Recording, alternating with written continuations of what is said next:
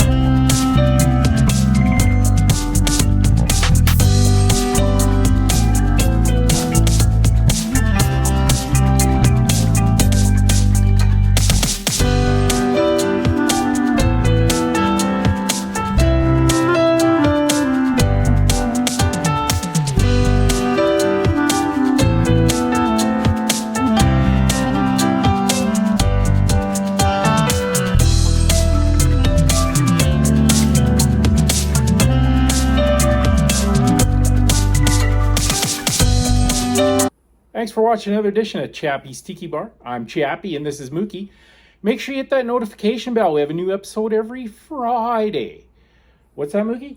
Mookie says life is hard. That's just the way it goes, but sometimes it goes the other way.